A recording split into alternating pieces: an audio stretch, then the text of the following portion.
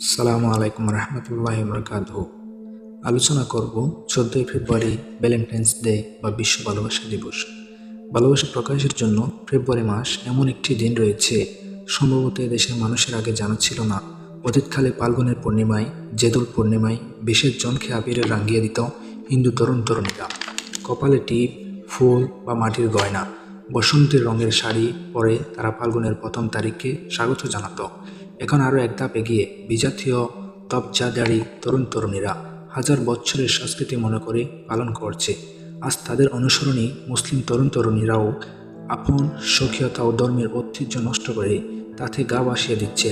বিভিন্ন পত্রপত্রিকা ভ্যালেন্টাইন্স দিবস পালন উৎসাহ যোগাচ্ছে, আর বাকি কাজ সম্পাদন করছে স্যাটেলাইট টিভি চ্যানেল।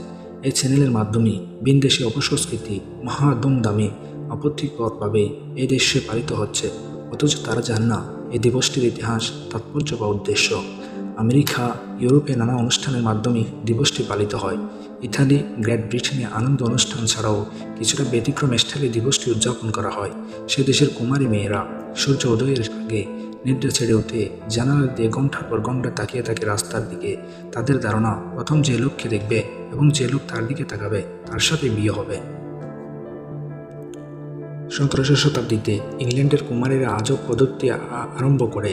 তারা 14 ফেব্রুয়ারি সাদা কাগজের টুকরায় তাদের আঙ্কিত হবু বরের নাম লিখে মাটির ডেলা দিয়ে জড়িয়ে একটি গামলাতে পানি দিয়ে তাতে ডেলা জড়ানো লেখা কাগজগুলো ফেলত। যেটি আগে ভেসে উঠত সেই কাগজে যে নাম থাকত সেই নামের মানুষকে ভাবত হবু বর। পুরো বৎসর তাকে পাওয়ার অপেক্ষায় থাকত। আরেকটি পদ্ধতি তারা অবলম্বন করত।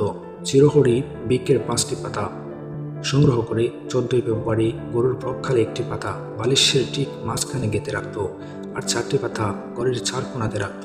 তারা মনে করত কপাল ভালো থাকলে ভ্যালেন্টাইন রাতে হবু বরকে স্বপ্ন দেখতে পাবে। মধ্যে ইংল্যান্ডে একটি কাউন্টির নাম ডার্বিশায়ার, যেখানে তরুণীরা মধ্যে রাতে দল বেঁধে 3 থেকে 12 বার রাজ প্রদক্ষিণ করত, আর এই চরণগুলো সুর দিয়ে আবৃত্তি করত। I saw him said I show that love me best, come after me now. তারা মনে করত এই চরণগুলি বারবার আবৃত্তি করলে রাত্রিকে প্রেমিক জনক অবশ্যই ধরা দেবে। লেখক ও গবেষকদের গবেষণার আলোকে দেখা যায় যীশু খ্রিস্টের জন্মের আগে 4th শতকের পৌত্তলিক মূর্তি পূজারীদের সমাজের বিভিন্ন অনুষ্ঠানে প্রচলন ছিল। তারা বিভিন্ন দেবতাকে পূজা করত। তাদের পশু পাখির জন্য একটি দেবতাকে তারা কল্পনা করত, জমির উর্বরতার জন্য একটি দেবতাকে তারা বিশ্বাস করত।